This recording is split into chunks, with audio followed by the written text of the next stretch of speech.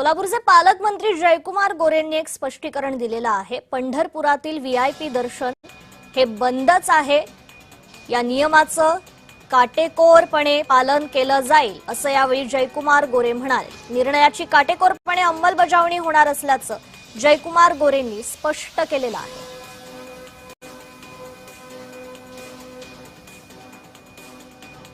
झाल्या घटना समज गैरसमजातून झाल्या असतील। आदरणीय श्रीराव आमचे ज्येष्ठ नेते आहेत, त्यांचाही मी मनापासून क्षमा मागेन। माननीय मुख्यमंत्री महोदयांनी जो निर्णय घेतलेला आहे व्हीआयपी दर्शन बंद करण्याचा, त्या निर्णयाची अंमलबजावणी सगळ्या आमच्या सहकारी बांधवांनी करावी अशा पद्धतीची विनंती या निमित्तानं माझ्या सगळ्या सहकार्यांना आहे।